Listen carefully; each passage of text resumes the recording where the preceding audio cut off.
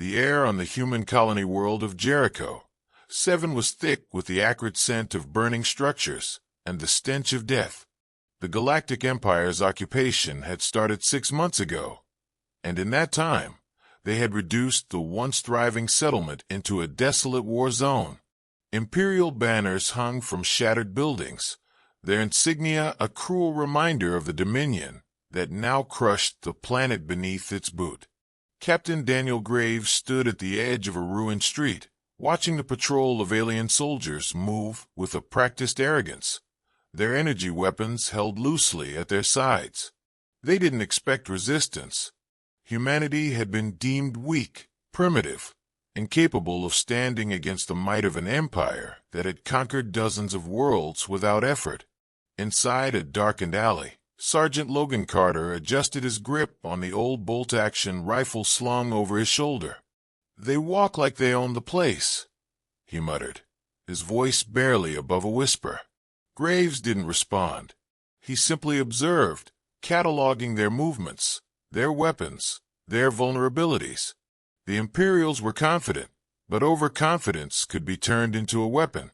Across the street, Corporal Jim Reynolds tapped a gloved finger against the cracked screen of a salvaged tablet, scanning the enemy's communication signals.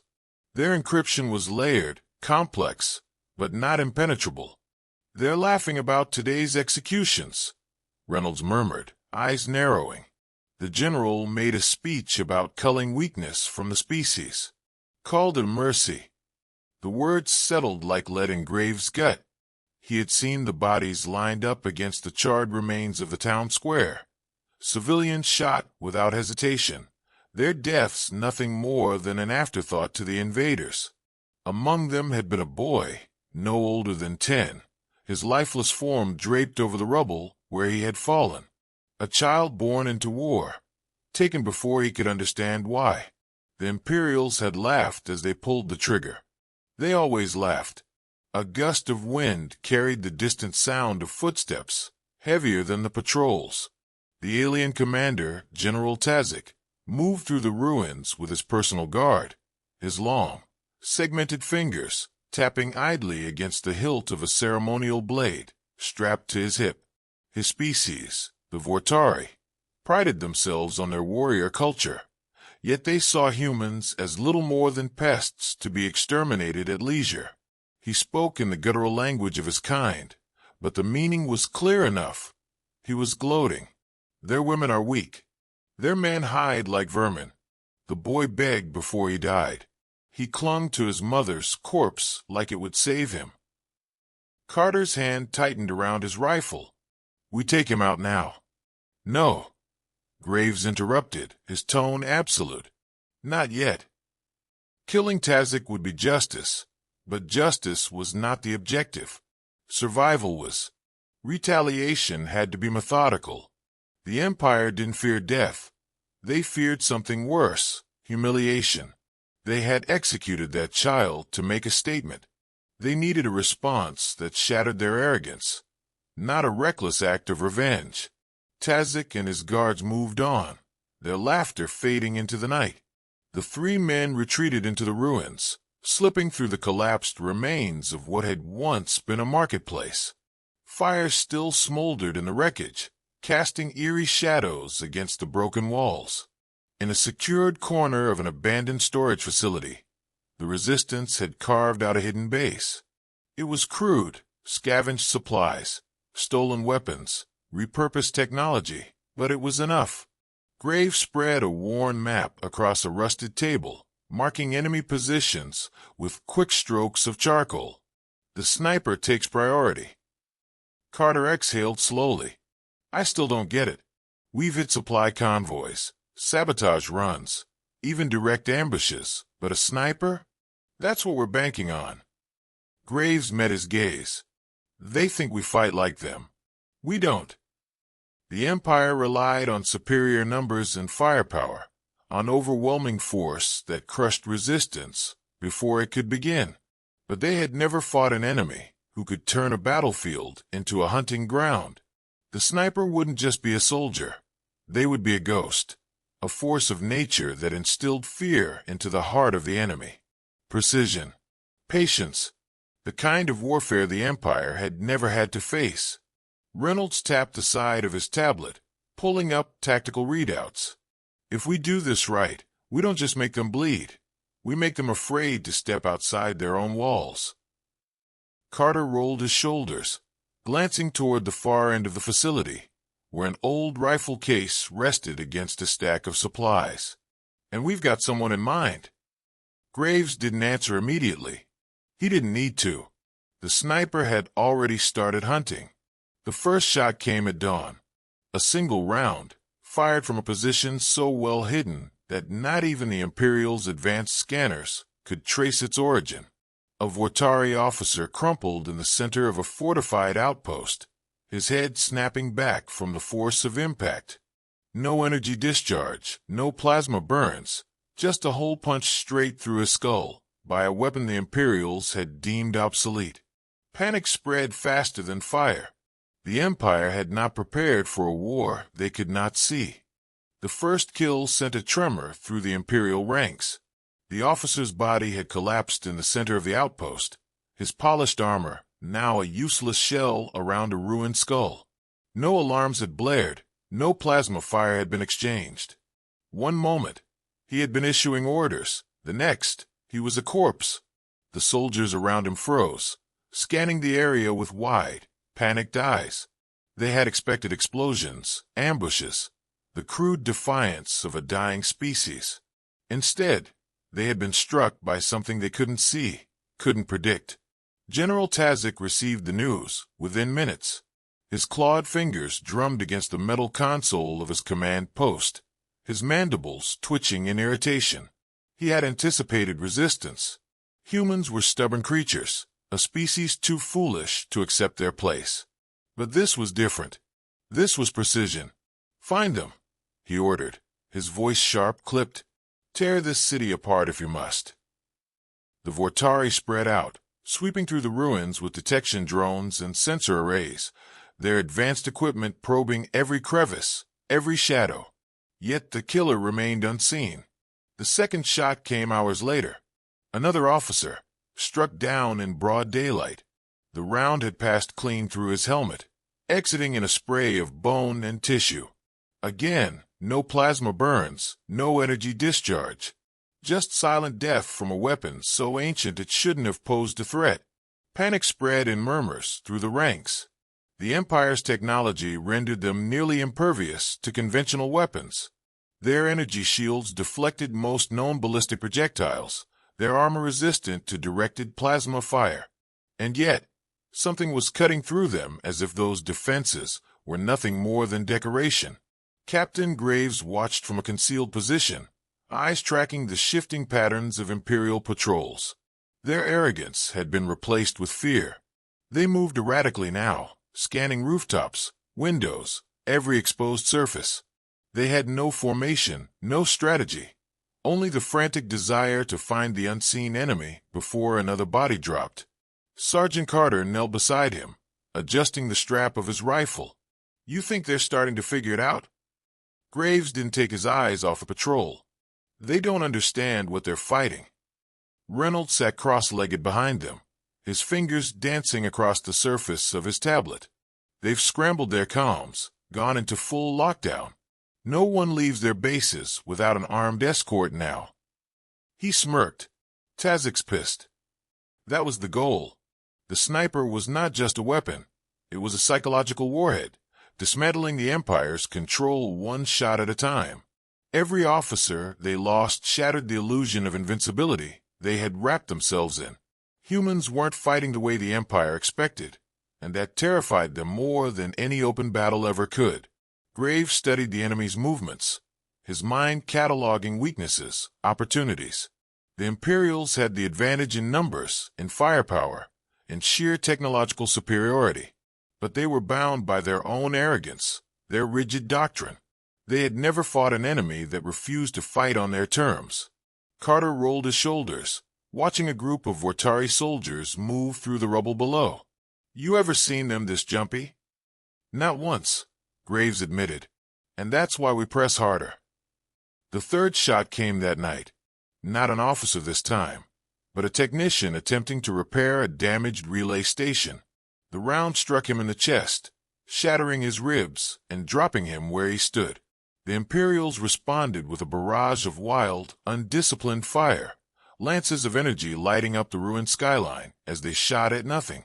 Minutes passed before they realized the futility of their reaction. They were wasting resources, playing into the hands of an enemy they couldn't even locate. Tazik's patience shattered. The general abandoned his command center, marching through the heart of the occupied city with an escort of heavily armed warriors, their armor reinforced with experimental shielding. His rage echoed through the comm channels, his orders growing more desperate. He demanded blood, demanded answers. The sniper responded with silence. The following day, the executions began. Civilians dragged from the ruins, lined up in the center of the plaza. A display of power, a warning to the resistance. Graves had expected it. The Empire ruled through fear, and when that fear was turned against them, they resorted to brutality. But fear was a double-edged blade. The more civilians they slaughtered, the more the people turned against them. The more the occupation became unsustainable. Tazik stood at the forefront of the executions, his blade drawn, his soldiers forcing prisoners to their knees. His mandibles twitched in frustration as he scanned the rooftops, his entire body tensed in anticipation. He wanted the sniper to act, wanted them to reveal themselves. The shot didn't come. The general sneered, raising his blade, signaling the next execution. Still nothing. Another prisoner was dragged forward. Silence. He scoffed, lowering his weapon. "You are nothing," he declared to the empty streets. "Cowards, hiding in the dark like rodents. Come out and face us." Still no answer. He turned away, satisfied, motioning for the executions to continue. His soldiers obeyed, but their hands trembled. Their confidence wavered. They had expected resistance, retaliation. Instead, the sniper did nothing. Not out of fear, out of control. The shot finally came at sunset. A single round, fired through a gap in the fortifications, threading between armor plates, slicing through reinforced shielding, striking a Vortari executioner through the throat as he raised his weapon against another civilian. He collapsed, choking on his own blood. The Imperials erupted in chaos. They had waited all day, had braced for the attack. And yet, when it came, it was on the sniper's terms, not theirs. Tazik whirled, barking orders, demanding retaliation. But there was no target, no visible enemy. The sniper had not acted in emotion, had not fallen into the Empire's trap. They had simply chosen the moment of greatest impact. And with that, the war truly began. The city had turned against its conquerors.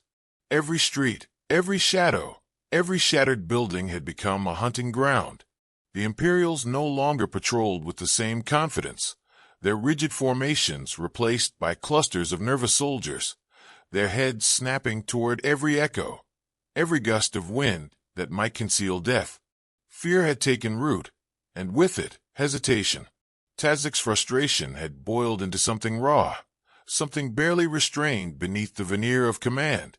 The sniper had become a phantom in the minds of his troops, their every movement dictated by the paranoia that the next step, the next breath, might be their last.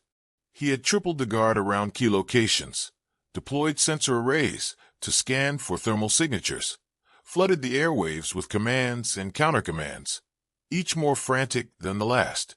None of it mattered. The next shot came with surgical precision. A supply officer, standing in the central compound, surrounded by guards. He was adjusting his belt, his mind far from the battlefield.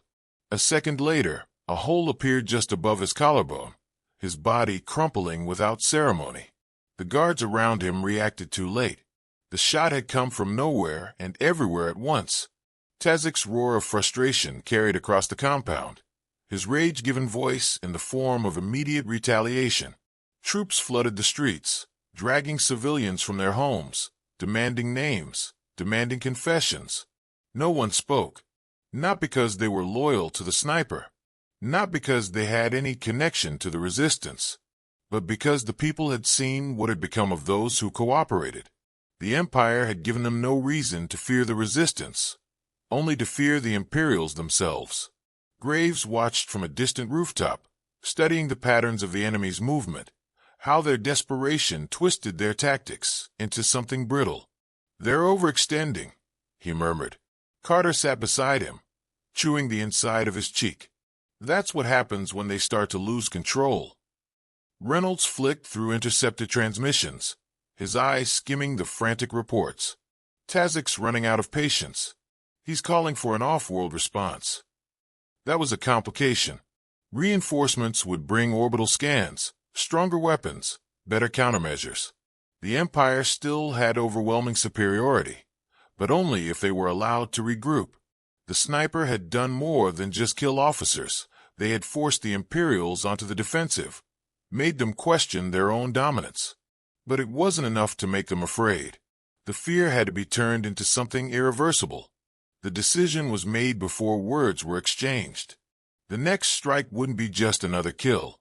It would be a demonstration. Tazik's war room had been fortified, sealed behind layers of shielding and guard rotations. A fortress within a fortress, but no fortress was impenetrable. The shot came during his security briefing, a gathering of his highest-ranking officers, each clutching reports, data slates filled with proposed countermeasures. The sniper had been their singular topic of discussion, their voices raised in frustration over every failed attempt to locate the ghost that haunted their ranks. Tazik's patience had stretched thin, his mandibles clicking as he slammed a clawed fist against the table, demanding solutions. A single round punched through the reinforced window, striking his chief strategist between the eyes. The force of impact sent the officer crashing backward, blood splattering across the hollow projector. Chaos erupted, weapons drawn, alarms blaring, soldiers scrambling for cover. But the sniper had already vanished, the execution carried out with the cold precision of inevitability. Tazik stood over the body, his claws curling into fists, his breathing ragged with fury. The sniper had bypassed every precaution, every countermeasure. His own officers were not safe, not even in the heart of their stronghold. And that was the message.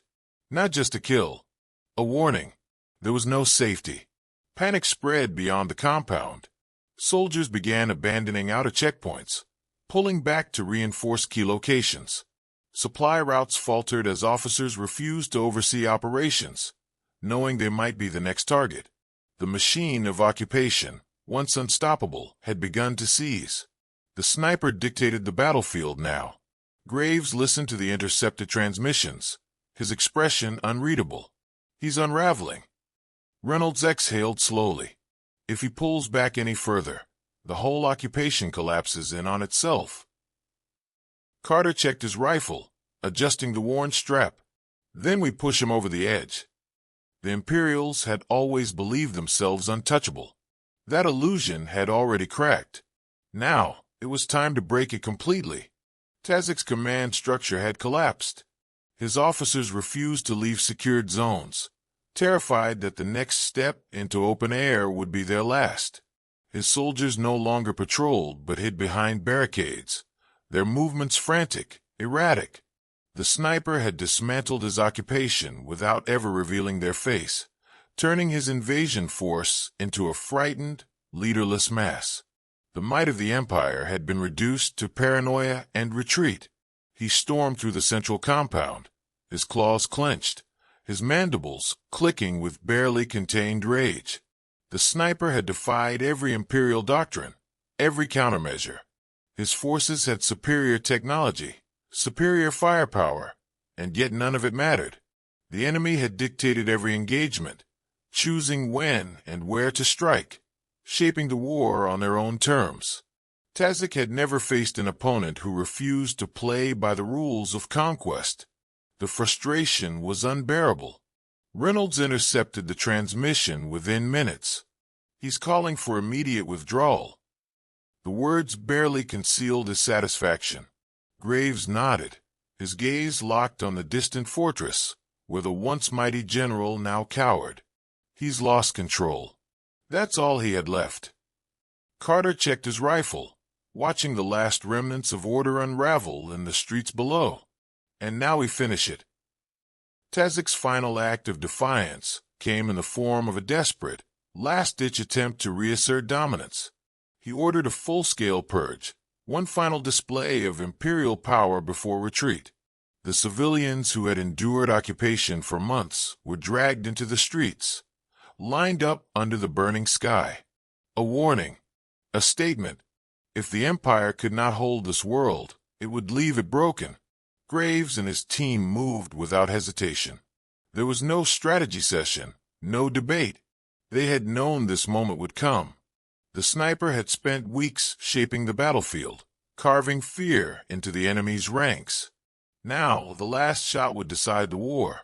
Tazik stood at the front of his assembled troops, his command blade drawn, his mandibles twitching as he prepared to deliver the first execution himself. The air was thick with smoke, the ruins around him still smoldering from the destruction his forces had wrought. The message was clear. If the Empire could not rule, it would leave only ashes behind. He raised his weapon. The shot rang out. The high-caliber round punched through the side of his skull, shattering the command node implanted in his cranium. His body staggered, frozen for a brief, stunned moment before collapsing forward into the dust. The Empire's iron grip had been severed in a single, deafening instant. The remaining officers panicked, their chain of command decapitated in real time. Soldiers looked to one another, waiting for orders that would never come. A second shot took the ranking officer, then another, and another. The executions were over. The occupiers had become the hunted. The retreat order came moments later, screamed into the calms by the highest surviving officer. The Imperials fled, abandoning their posts, leaving behind weapons, supplies, vehicles, anything that might slow their escape. They had come to conquer, to rule through force and fear. Instead, they were the ones fleeing, broken and leaderless. Graves watched through his scope as the last dropships lifted off, their engines burning hard to escape orbit before human forces could press the advantage. The city had been reclaimed without an army, without orbital bombardments or open battles. It had been won by precision, by patience, by the refusal to fight on the enemy's terms.